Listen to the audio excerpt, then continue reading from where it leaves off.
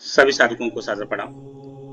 परमपिता परमेश्वर और जगन जननी की असीम अनुकंपा से, ऋषियों गुरुओं की कृपा दृष्टि से हम सबको कठोपनिषद के पाठ करने का सौभाग्य प्राप्त हुआ है। पिछले 6 भागों में द्वितीय अध्याय के प्रथम वल्ली के मंत्रों का पाठ हुआ है। आज हम सब द्वितीय अध्याय के द्वितीय वल्ली के का पाठ करेंगे। इसमें कुल 15 मंत्र हैं। हम सभी देवों ऋषियों से या प्राण में हुई त्रुटियों के लिए क्षमा मांगते हुए प्रार्थना करते हैं और उनसे आशीर्वाद ग्रहण करते हैं। साथ ही भगवान वेद व्यास और गुरु शिष्य परंपरा के कारण यह शाश्वत ज्ञान जो हमें मिला है, उसके लिए पुनः पुनः उनका नमन वंदन करते हैं। कृष्ण यजुर्वेदी कठोपनिषद शांति पाठ को बारंबार शिरोधार करते हुए भगवान यमदेव से आज्ञा और परमश्रेष्ठ शिष्य नचिकेता को चरण स्पर्श करते हुए हम सब मां भगवती श्रुति को नमन वंदन करते हैं और उनसे आज्ञा लेते हुए कठोपनिषद के आगे के मंत्रों का पाठ करते हैं। यह कठोपनिषद का भाग 7 है। कठोपनिषद द्वितीयोध्याय द्वितीय वल्ली कठोपनिषद पारायण। सभी को प्रणाम। प्रार्थना, नमस्कार और आशीर्वाद का क्रम। हमारे माता पिता, पितृदेव, श्री सद्गुरु भगवान, सप्तर्षि, इष्ट देवता, कुल देवता, वास्तु देवता, सभी को नमन वंदन। सभी से प्रार्थना और इनकी आशीर्वाद लेते हुए आगे का क्रम। भगवान वेद व्यास के चरणों में नमन वंदन। सभी वेदों के जनक, सभी ज्ञानों के जनक भगवान वेद व्यास। नमोस्तुते व्यास विशाल बुद्धे फुल्लारविन्दा यतपत्र नेत्रः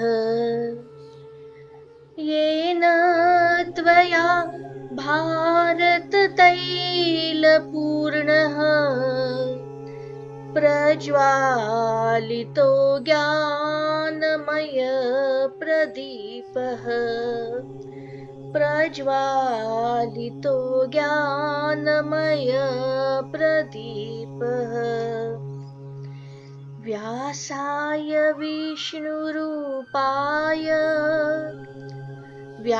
व्यासरूपाय विष्णवे नमो वै ब्रह्मनिधये वासिष्ठाय नमो नमः वासिष्ठाय नमो नमः। भगवान विष्णु हम सबके आश्रय स्थान, उनके चरणों में नमन वंदन। ओम नमोऽस्त्वनन्ताय सहस्रमूर्तये सहस्रपादाक्षिशिरोरुबाहवे सहस्रनाम्ने पुरुषाय शाश्वते सहस्रकोटियुगधारिणे नमः सहस्रकोटियुगधारिणे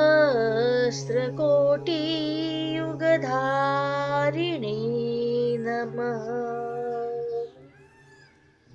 पारायण की शुरुआत शांति पाठ के साथ।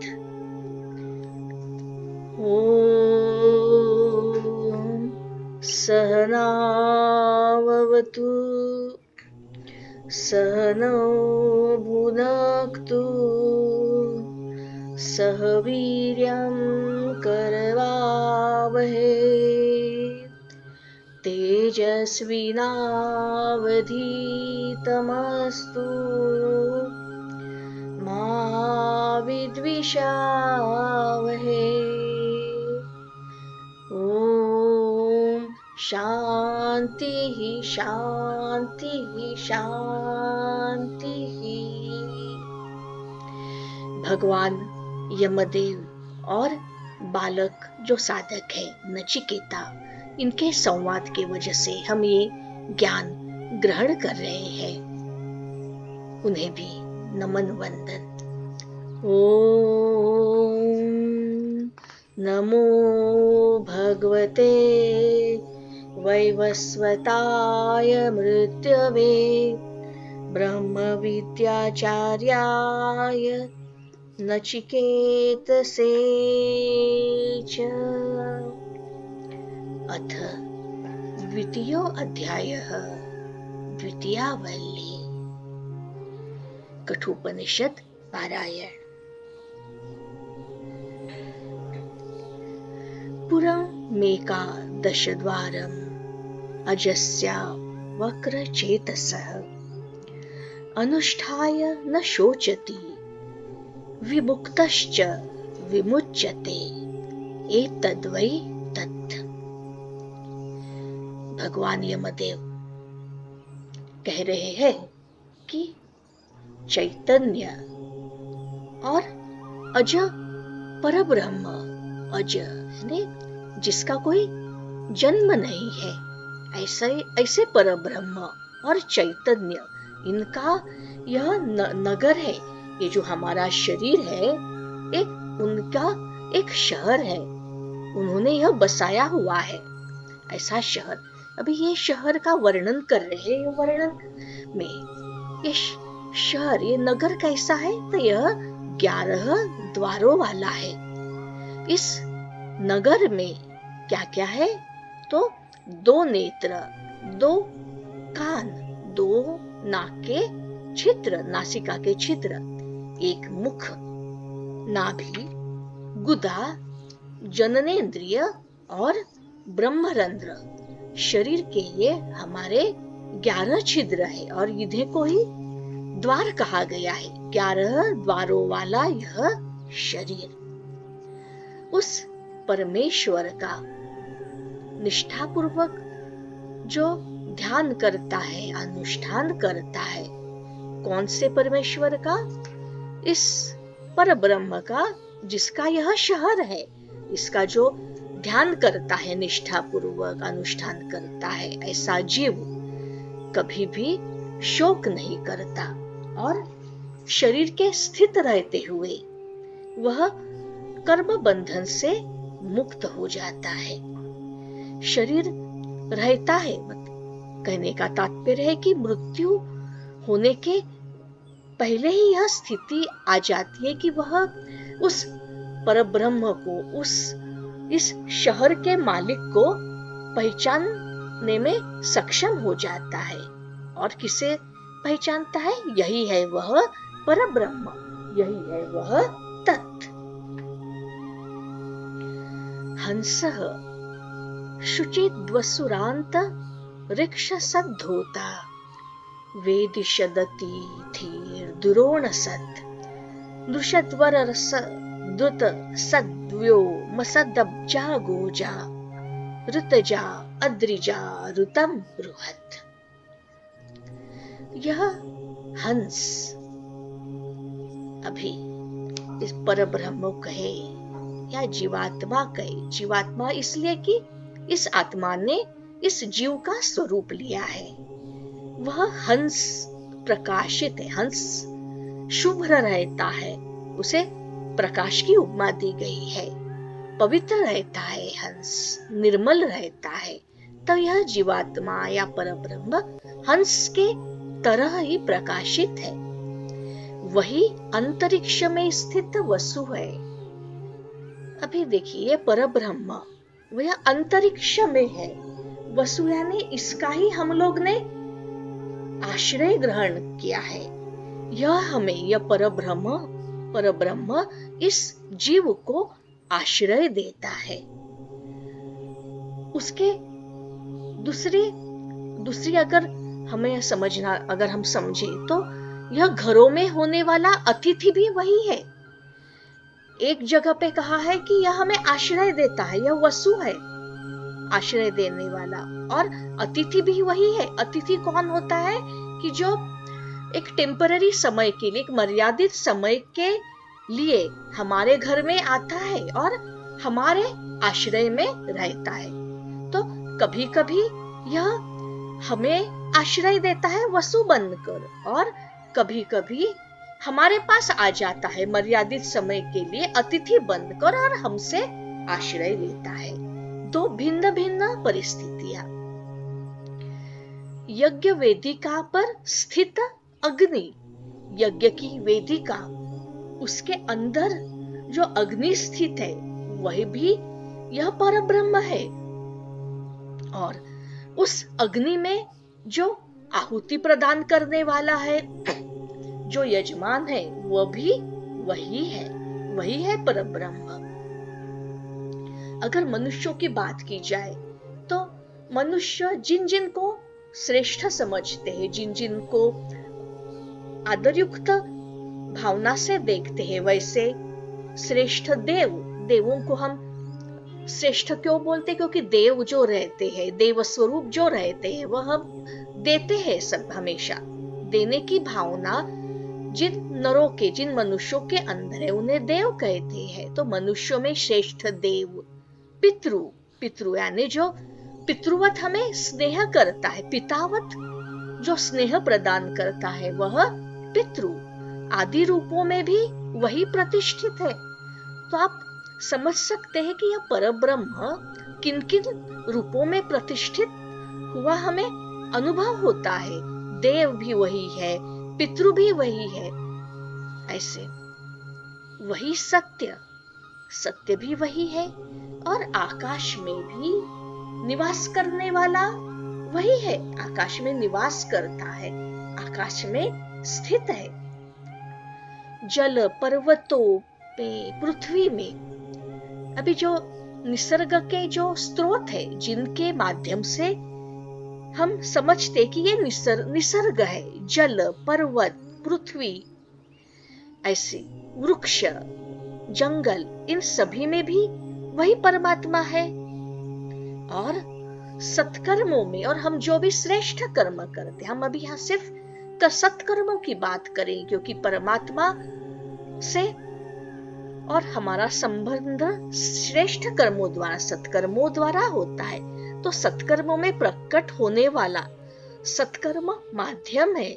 हमारे कर्म जब सत होते हैं, श्रेष्ठ होते, तब उनमें से वही परम सत्य प्रकट होता है, वही परमात्मा प्रकट होता है, और वही है वह तत्।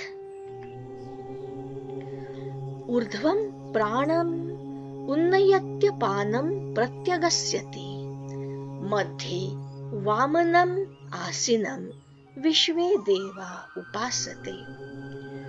अस्य विस्त्रम समानस्य शरीरस्थस्य देहिनः देहात् विमुच्यमानस्य किमत्र परिशिष्यते एतद् वै तत्। जो ब्रह्म या परब्रह्म हमारे अंदर के प्राण तत्व को, हमारे सभी के अंदर प्राण की जो ऊर्जा है, उस प्राण को ऊपर की तरफ ऊर्ध्वगामी करता है। प्राण को अभी दिशा देने की बात चली, प्राण को ऊर्ध्वगामी और अपान वायु को अधोगामी यानी नीचे की ओर करता है। हृदय में मध्य जो स्थित जो वायु है, उसे वामन कहा है। वामन यानी जो ऐसी श्रेष्ठ चेतना, जिस भजन करने योग्य, जिसे हम रिस्पेक्ट देते हैं, जिसका हम आदर करते हैं, हमारे मन में वह वंदनीय है, ऐसे वामन। सभी देवगण उस वामन की, अभी ये वामन देव, भगवान वामन हृदय के मध्य में स्थित है, उनकी सभी देवगण उपासना करते हैं। यह सब उस ब्रह्म चेतना के ही स्वरूप है। भिन्न भिन्न रूपों में यह ब्रह्म चेतना हमारे साथ संबंध रखती है, हमारे साथ मिलान करती रहती है। शरीर में स्थित एक देह से, हम यहाँ पे कह रहे हैं कि हमारे शरीर में यही ब्रह्म चेतना स्थित है, परंतु स्थित होते हुए भी यह दूसरे देह में भी जाने में सक्षम है, दूसरे देह में भी यह चेतना गमन करती है। ऐसे स्वभाव वाला, ऐसा स्वभाव इस ब्रह्म का है, उस परमात्मा का ऐसा स्वभाव है कि वह एक देह से दूसरे देह में गमन करता है। एक यह जीवात्मा एक शरीर को छोड़कर दूसरे शरीर में चला जाता है। तब हम ये प्रश्न पूछते अपने आप को, अगर यह प्राणी ब्रह्म अगर दूसरे शरीर में चला गया, तब अभी शेष क्या रह गया, क्या बच गया? तब वह जाने के उपरांत भी, दूसरे शरीर में जाने के उपरांत भी जो बच जाता है हमारे अंदर, उसमें कुछ कमी नहीं आ गई, उसमें कुछ भी कमतरता नहीं आ गई। जैसे हम कहते कि पूर्ण में से अगर कुछ भी निकाला भी जाता है तभी वह पूर्ण ही रहता है, पूर्ण में कुछ कमी नहीं आती, तो क्या शेष रहता है? यही है वह ब्रह्म। न प्राणेन न पानेन मर्त्यो जीवति कश्चन, इतरेण तु जीवन्ति यस्मिन् नेताओ पाश्रितौ, हन्तत इदं प्रवक्ष्यामि गुह्यं ब्रह्म सनातनं, यथा च मरणं प्राप्य आत्मा भवति गौतम। न प्राण की शक्ति से न अपान की शक्ति से यह जीवित रहता है, वरन इसे जीवन प्रदान करने वाला कोई और ही अलग तत्व है। जो हमारा, अगर हम बात करें हमारे शरीर की, तो उसे जीवित रखने वाली न प्राण की शक्ति है न अपान की शक्ति है। इन शक्तियों को, इन चेतनाओं को जो संचालित करता है, उसका जो मालिक है वो कुछ अलग ही तत्व है, जिसके आश्रय में प्राण और अपान ये दोनों भाई भाई की तरह रहते हैं। ये परब्रह्म है, ये पिता हो गया, और प्राण और अपान उसके दो बेटे हो गए। ये दोनों बड़े प्रेम से मिलकर एक दूसरे के साथ संबंध स्थापित कर अपने पिता के साथ रहते हैं। यमराज कहते हैं आगे जाके, हे गौतम वंशीय नचिकेता, अब मैं तुम्हें उस नित्य सनातन परब्रह्म का रहस्य, गुह्य रहस्य बताऊंगा, तथा यह भी वर्णन करूंगा कि इस मृत्यु का और इस मृत्यु के बाद में इस आत्मा का जो हमारे अंदर ही रहती है उसका क्या होता है, अर्थात वह कहा जाती है। योनिमन्ये प्रपद्यते शरीरत्वाय देहिनः, स्थाणुमन्ये अनुसयन्ति यथा कर्म यथा श्रुतम्। भगवान यमदेव बता रहे हैं कि अपने अपने कर्म है और अपना अपना हर एक का शास्त्र का अध्ययन है। इन दोनों का जब मिलन करके, इन दोनों का जब संयोग करता है व्यक्ति, कर्म और श्रेष्ठ कर्म और शास्त्रों का अध्ययन, उन्हीं के अनुसार एक भाव तैयार होता है। उनका दोनों के मेल से एक अंतःकरण में भाव तैयार होता है। कुछ जीवात्मा तो शरीर धारण करने के लिए, और जो भाव तैयार होता है अंतःकरण में, उस भाव के अनुसार ही यह जीवात्मा विभिन्न विभिन्न योनियों को प्राप्त करते। जैसा भाव वैसा शरीर उस जीवात्मा को प्राप्त होता है। और अन्य ऐसे कितने कर्म है वह जो स्थावरत्व को प्राप्त होते। स्थावरत्व यानी जड़ता को, स्थिरता को, तो उसके अनुसार भी शरीर, जीव को शरीर प्राप्त होता है। अर्थात वृक्ष, लता, पर्वत ये सब हो गई जड़ योनियां हो गई। तो यह अपने अपने कर्मों का, अपने अपने अध्ययन का, अपनी अपनी भावनाओं का ही जो परिणाम है उसके अनुसार हमें अगले जन्म प्राप्त होते रहते हैं। यह एष सुप्तेषु जागर्ति कामं कामं पुरुषो निर्मीमाणः तदेव शुक्रं तद ब्रह्म तदेव अमृतं मुच्यते तस्मिन् लोकाः श्रिताः सर्वे तदुनातेति कश्चन एतद्वै तत्। समस्त सृष्टि में जो भी जीव है उनके अलग अलग कर्म है। उन जीवों के लिए सर्वप्रथम कर्मों का निर्माण करना। जितने भी जीव है अभी उन्होंने जन्म लिया है इस सृष्टि में, तो कुछ ना कुछ तो कर्म करेंगे, तो उनको कर्म उपलब्ध करा के देने वाला ही यह परब्रह्म है। उनको कर्मों की उपलब्धि करा देना, उसके उपरांत उनके उनके कर्मानुसार उनके लिए वो उन कर्मों के भोगों का निर्माण करना, उन कर्मों के फलों का निर्माण करना, वह भी परब्रह्म कराता है।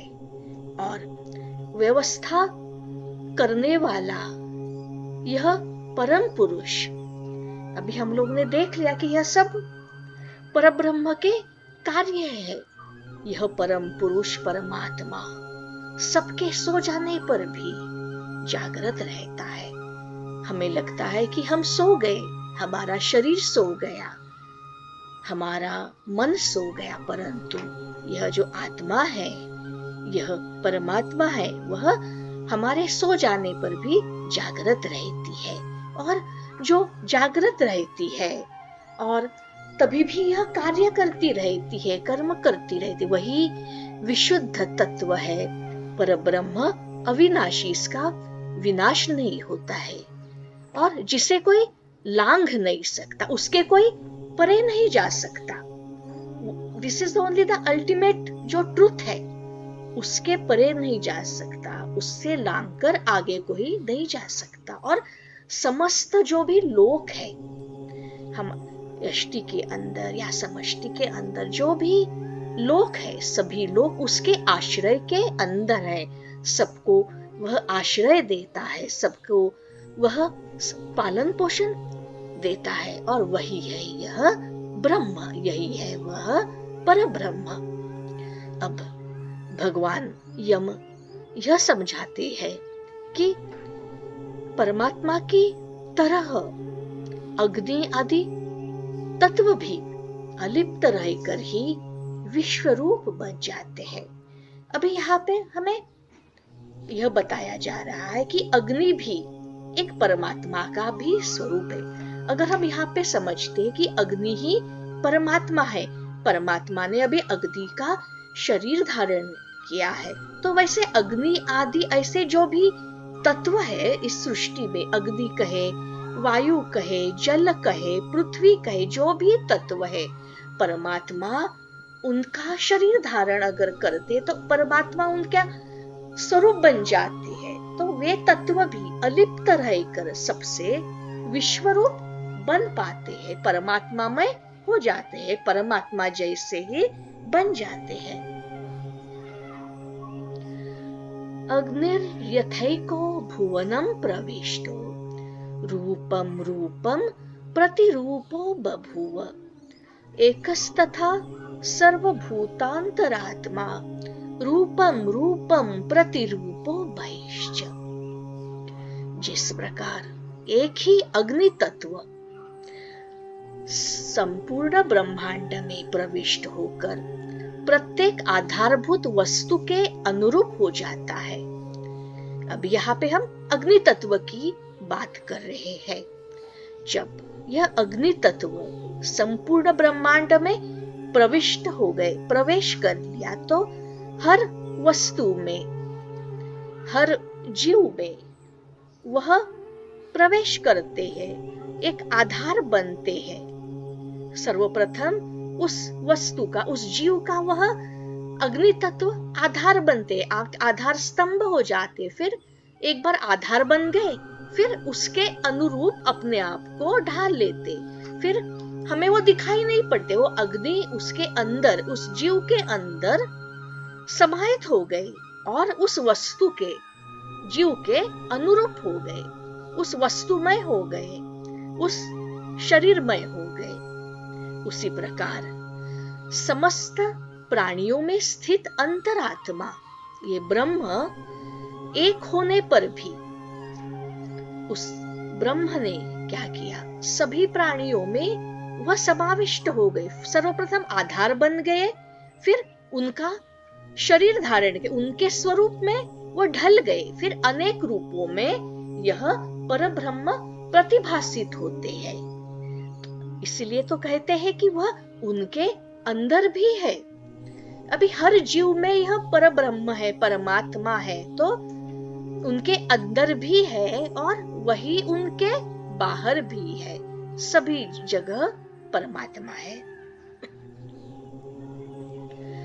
वायुर्यथैको भुवनं प्रविष्टो रूपम रूपम प्रतिरूपो बभूव एकस्तथा सर्वभूतांतरात्मा रूपम रूपो प्रतिरूपो बहिश्च। अभी उदाहरण लिया गया है वायुदेव का। जिस प्रकार इस लोक में प्रविष्ट वायु एक होता है, वायु एक ही होता है सर्वप्रथम सृष्टि में, उसके बाद प्रत्येक रूप के अनुसार वह हर जीव में, हर वस्तु में, हर जंतु में वह शक्ति के रूप में प्रवेश करता है और उसके पश्चात उसकी एक आधारशिला बनाते हैं और उसके पश्चात वह उस जीव का स्वरूप प्राप्त करते हैं। तो जो हर जीव के अंदर जो वायु की चेतना है, वह वो उसमें वो ढल जाते, तो फिर हम उसको, ये अलग, ये वायु है, यह इसका शरीर है, ऐसे हम ऐसे भिन्न भिन्न उसको आइडेंटिफाई नहीं कर पाते हैं।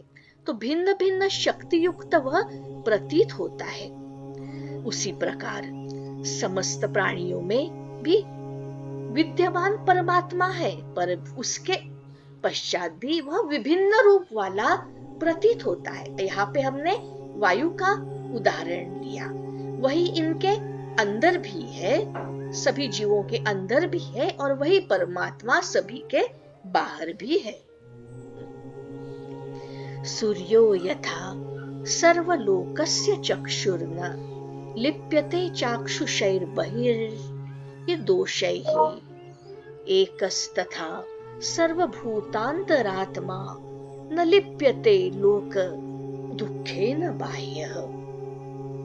जिस प्रकार समस्त ब्रह्मांड का चक्षुरूप सूर्य, ये जो सूर्य है समस्त ब्रह्मांड का चक्षु, समस्त ब्रह्मांड की नेत्र है यह सूर्य, प्राणियों के चक्षुओं से उत्पन्न होते हैं।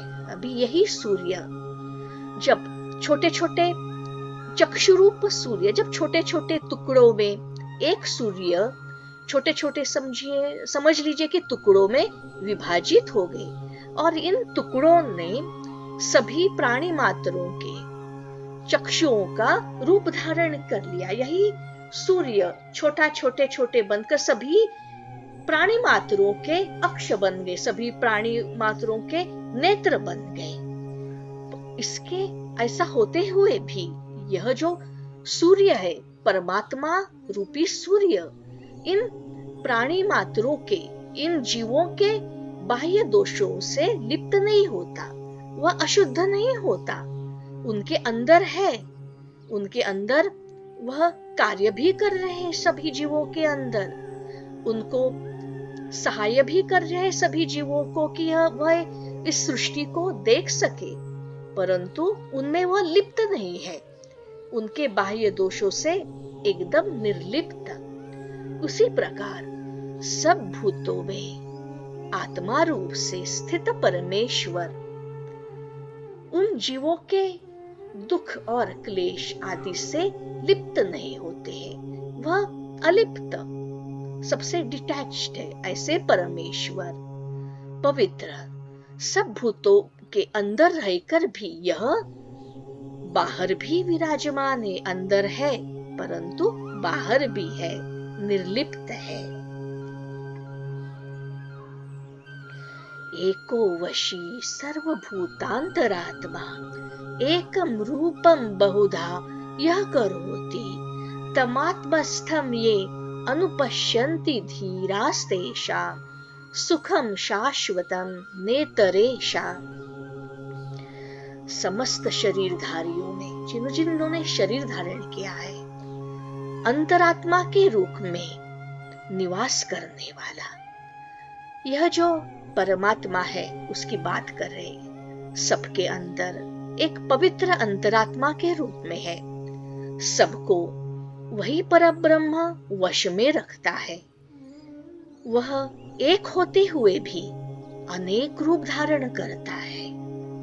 ऐसा विद्वान जो सब जानता है, विद्वानों का भी विद्वान, सब ज्ञानों का ज्ञाता, सदैव अपने अंतस्थल में स्थित है, अंतःकरण की पवित्र स्थान में उस परब्रह्म के दर्शन करते हैं हम, और उन्हें ही शाश्वत सुख प्राप्त होता है। निरंतर जो परमानेंट सुख जिसे बोलते हैं, जो परमानंद कहते हैं, उसके रूप में यह शाश्वत सुख प्राप्त करता है। जो उसको अनुभव करते, उस परब्रह्म के उस को अंतःकरण में दर्शन करते हैं, और ऐसा दर्शन अन्यों को प्राप्त नहीं होता है। नित्यो अनित्यानां चेतनश्चेतनानामेको बहुनां यो विदधाति कामान् तमात्मस्थं ये अनुपश्यन्ति धीरा स्तेषां शांति शाश्वती नेतरेषां। जो समस्त चैतन्यों में भी चैतन्य, अभी देखिए चैतन्य, एक तो सर्वप्रथम चैतन्य, यही बहुत एक पवित्र चेतना, एकदम पवित्र, एकदम निर्भेल, एकदम ऐसी चेतना, उसमें भी चैतन्यों में भी चैतन्य, और नित्यों में भी नित्य, मतलब आत्मा से भी श्रेष्ठ, जो एकाकी होते हुए भी अकेला, एकाकी, समस्त जीवों के कर्मानुसार उनको फल प्रदाता है। अभी देखिए एकाकी कहा है तो एकाकी है, तो फिर भी ऐसे होते हुए भी समस्त जीवों के लिए उनको उनके कर्मों की उपलब्धि करा देते हैं, उन कर्मों के अनुसार उनको फल भी देते हैं। उस आत्मस्थ परमेश्वर का अभी आत्मा कहा है अंतःकरण में, और उस आत्मा के अंदर कौन है? वह परम चेतना। किसकी आत्मा के अंदर परम चेतना? जिस आत्मा ने उस परमात्मा को अपना समर्पण कर दिया, उसके साथ जो मिल गया, जिसने उसके साथ योग कर दिया, आत्मस्थ परमेश्वर का बुद्धिमान जन, बुद्धिमान विवेकमान जन निरंतर दर्शन करते हैं। ऐसे मेधावी, जिनके पास मेधा है, विवेकशील पुरुषी शाश्वत परमानेंट शांति को प्राप्त करते हैं, अन्य कोई दूसरा ऐसा नहीं कर पाता। तदेत दिति मन्यन्ते अनिर्देशं परमं सुखम कथं तु तद्विजानीयाम किमु भाति विभाति वा। उस अनिर्वचनीय आनंद, ऐसा आनंद जिसको कोई शब्दों में उसका बखान नहीं कर सकते, वर्चनीय यानी वाणी, वाणी के द्वारा जिसका वर्णन नहीं किया जाता, उस आनंद को, उस स्वानंद को या उस परमानंद को ही विद्वत जन ब्रह्म कहते हैं। इसी को ही ब्रह्म मानते यानी मानना यानी ये मन की दशा है, मन की सर्वश्रेष्ठ परम श्रेष्ठ जो दशा है उसे मानना कहा गया है। उस पर ब्रह्म को अभी किस तरह जाना जाए, कौन सा मार्ग है यह, क्या वह प्रत्यक्षतः प्रकट होता है, प्रत्यक्ष दिखता है क्या, प्रत्यक्ष प्रकट होता है स्वयं, अथवा या अनुभव से जाना जाता है। अभी यहाँ पे क्वेश्चन मार्क आया है, यहाँ पे प्रश्न आया है, इसलिए आया है कि यह तो हर एक का प्रश्न है, हर एक को वह अपने आप ही यह प्रश्न का आंसर, ये प्रश्न का जो उत्तर है, हर एक को उसको सुलझाना है इस कृति को। तो वो मार्ग भी हर एक का जो है वह अपना अलग अलग भी हो सकता है। न तत्र सूर्यो भाति न चंद्र तारकम नेमा विद्युतो भान्ति कुतो अयम अग्निः तमेव भान्त मनुभाति सर्वं तस्य भासा सर्वमिदं विभाति। उस ब्रह्म के निकट, उसके एकदम समीप इतनी पवित्र जगह है वह, वहां पे तो न सूर्य भी प्रकाशित हो सकता है, न चंद्रमा, इतनी पावरफुल, इतनी सर्वश्रेष्ठ वह चेतना का सा, न चंद्रमा, न तारागण, न विद्युत शक्ति भी वहां पे प्रकाशित नहीं होती। फिर यह लौकिक अग्नि किस तरह प्रकाशित हो सकती है, यह फिर से प्रश्न आता है, क्योंकि इस मार्ग पे तो हर एक को स्वयं ही चलना पड़ता है, स्वयं ही इसका उत्तर ढूंढना पड़ता है। कैसे हो सकती है, उसके परब्रह्म के प्रकाश से ही ये सब प्रकाशित होते हैं। इस परब्रह्म का प्रकाश इतना पावरफुल प्रकाश रहता है, वह सभी का आश्रय स्थान है, वह सूर्य को भी आश्रय देता है, चंद्रमा, तारकागण और विद्युत। तो ये संपूर्ण जगत उसके ही प्रकाश से प्रकाशित है। आपको हम सभी को कोई प्रेरित कर सकता है, परंतु मार्ग के, अध्यात्म मार्ग पे स्वयं ही चलना पड़ता है। आज के पारायण को यहाँ ही रोक देते, आज यहाँ तक ही शांति पाठ करते हैं।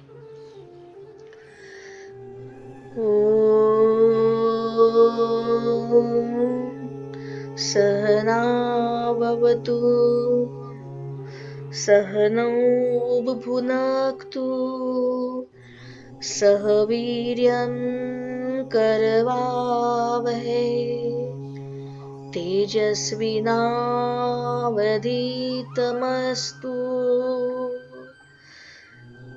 मा विद्विषावहै। ओम शांति शांति शांति। नमो भगवते वैवस्वताय मृत्यवे ब्रह्मविद्याचार्याय नचिकेतसे च इति द्वितीयाध्याये द्वितीयवल्ली समाप्त। तस्मै श्री गुरुवे नमः। तस्मै श्री गुरुवे नमः। तस्मै श्री गुरुवे नमः। हम सबने कृष्ण यजुर्वेदी कठोपनिषद के द्वितीय अध्याय के द्वितीय वल्ली का पठन किया।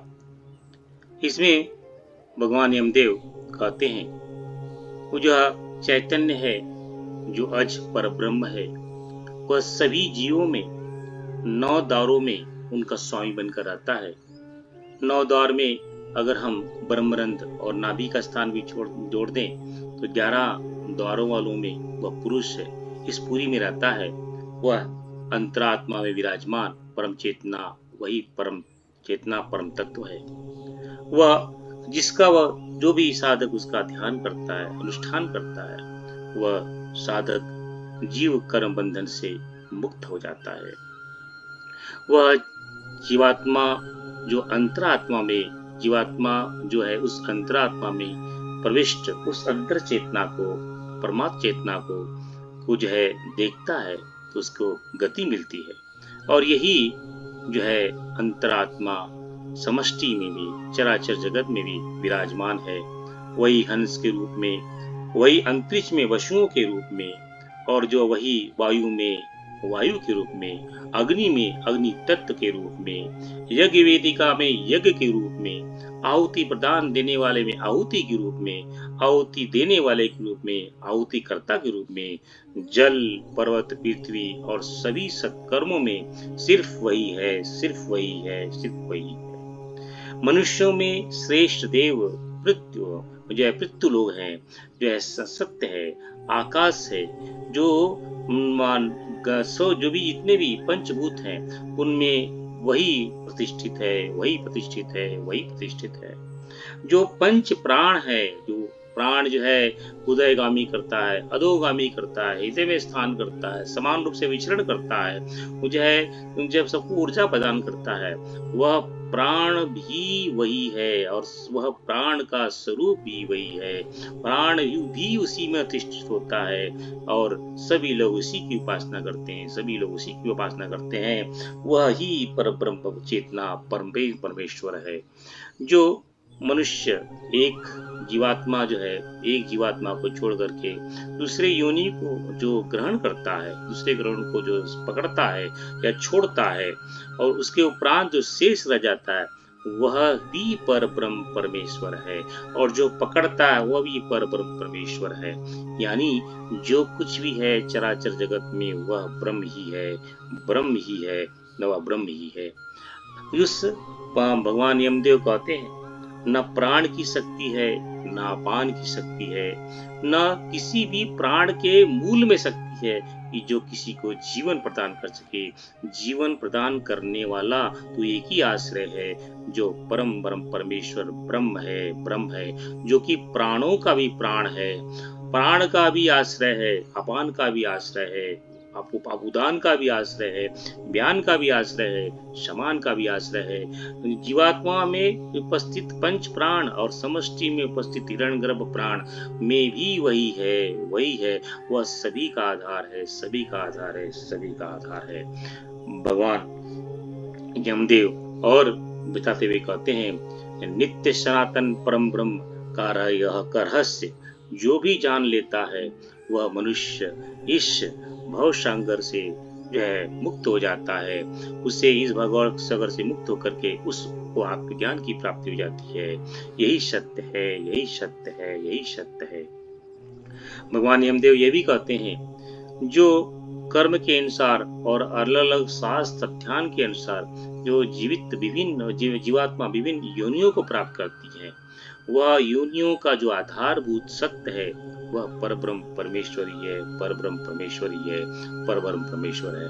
वह परम चेतना विशुद्ध है, तत्व है, परब्रह्म है, अविनाशी है।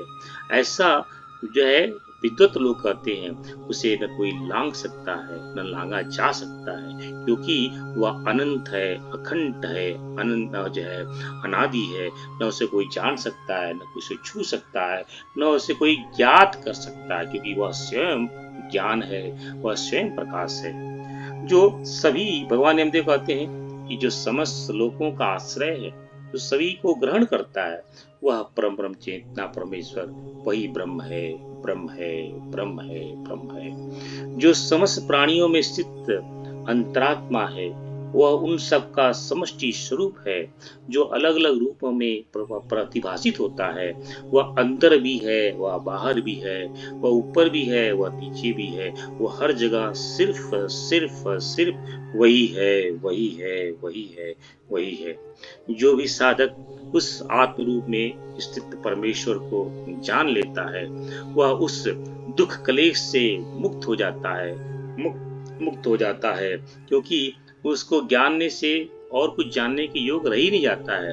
वही एक जानने योग तत्व है, वही एक जानने योग तत्व है। जो जानने योग है वह भी वही है, जो जानने योग नहीं है वह भी वही है, और जो जानने और न जानने के जो परे है वह भी वही है। वही परब्रह्म परमेश्वर एक ही सत्य है, एक ही सत्य है, एक ही सत्य है। जो समस्त शरीरधारियों का अंतरात्मा है, जो उसमें निवास करता है, सबको अपने बस में रखता है, वह परम चेतना सिर्फ एक है, वह पर ब्रह्म अनेक रूपों को धारण करके जो है भेद बुद्धि से हमें दिखाई देती है। मूलतः वह सिर्फ एक ही चेतना हर जगह जो है प्रकाशित होती है, ज्ञात होती रहती है, चलायमान होती रहती है।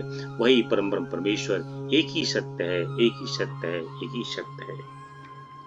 भगवान यमदेव और कहते हैं कि जो समस्त चैतन्यों का चैतन्य है, नित्यों में भी नित्य है, जो सिर्फ एक है, सच्चित आनंद है, सभी समस्त जीवों के कर्म अनुसार उनका फल को प्रदान करने वाला है, उस परम चेतना को एक ही सत्य है, एक ही सत्य है, एक ही सत्य है। जो इस सत्य को जान लेता है, उसका दर्शन करता है, ऐसे मेधावी पुरुष को परम शाश्वत शांति की प्राप्ति होती है, क्योंकि शाश्वत शांति सिर्फ उसी को जानने में ही हो सकती है, और दूसरा कहीं भी उसे शांति, किसी भी साधक को, किसी भी मनुष्य को, किसी भी जीवात्मा को परम शांति की प्राप्ति उस परम तत्व को जानने के पश्चात ही हो सकती है। उसके अलावा परम शांति की चेष्टा कहीं भी नहीं हो सकती है। इसलिए उसे अनिर्वचनीय आनंद जो है विद्वजन कहते हैं, उस ब्रह्म चेतना को जो कि जो नहीं बताया जा सकता, जो बोले नहीं बोला जा सकता, जो सुनाए नहीं सुना जा सकता, इसलिए वह अनिर्वचनीय आनंद है।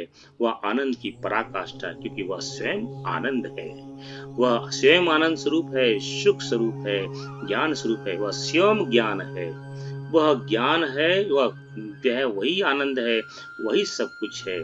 फिर उससे जो जान करके उसको उसमें लिप्त, उसमें एक निष्ठ होकर के अनंत अखंड आनंद की प्राप्ति होती है। वह परब्रह्म न प्रत्यक्ष है, न प्रत्यक्ष है, न प्रकट है, न अनुभव है। वह इन अनुभवों प्रत्यक्ष के अनुमानों से परे है, क्योंकि वह इन सब से जो है सूक्ष्म से सूक्ष्म है और विराट से विराट है। भगवान यमदेव कहते हैं कि वह ब्रह्म के निकट न सूर्य प्रकाशित हो सकता है, न चंद्रमा, न तारागण, न विद्युत, क्योंकि वह इन सबको प्रकाश देने वाला है। वह यह लौकिक अग्नि कैसे उसको प्रकाशित कर सकती है, क्योंकि वह स्वयं प्रकाश है और सबका प्रकाश धाता, सभी के प्रकाश देने वाला है, सभी के प्रकाश को धारण करने वाला है, तो उसे कैसे कोई जान सकता है। संपूर्ण जगत सिर्फ उसी के प्रकाश से प्रकाशवान है, संपूर्ण जगत सिर्फ उसी के प्रकाश से प्रकाशवान है। यह कठोपनिषद की घोषणा है, यह माता श्रुति की उद्घोषणा है, यह वेद की उद्घोषणा है, यही जो है सब वेद जो है वेदों का सारांश है, यही अपौरुषेय वेद की उद्घोषणा है। भगवान यमदेव के चरणों में कोटि कोटि नमन वंदन। श्रेष्ठ नचिकेता के चरणों में कोटि कोटि नमन वंदन, जिसके माध्यम से यह श्रेष्ठ ज्ञान, शाश्वत ज्ञान, अनंत ज्ञान, अगूढ़ ज्ञान जो है हम सबको प्राप्त हो रहा है। यह भगवान यमदेव, श्रेष्ठ नचिकेता, भगवान वेद व्यास और सभी गुरुओं और ऋषियों के चरणों में कोटि कोटि नमन वंदन, नमन वंदन, नमन वंदन। परम पिता परमेश्वर और जगत जननी माँ भगवती श्रुति की असीम अनुकंपा से हम सबको कृष्ण जयोवधि कठोपनिषद के द्वितीय अध्याय के द्वितीय वल्लय का पठन मनन चिंतन करने का सौभाग्य प्राप्त हुआ। इस सब के लिए भगवान यमदेव और सभी गुरुओं और सभी ऋषियों और अवतारी चेतनाओं को कोटि कोटि नमन वंदन, जिसके माध्यम से यह ज्ञान हमें प्राप्त हुआ। इसमें जो भी त्रुटियां हुई है उसके लिए सभी से क्षमा प्रार्थना, और जो वाणी जो निकली उस वाणी में साथ देने के लिए माँ सरस्वती को का नमन नमन नमन नमन। तस्मै श्री गुरुवे नमः, तस्मै श्री गुरुवे नमः, तस्मै श्री गुरुवे नमः। इदं गायत्रीदं नमः, इदं गायत्रीदं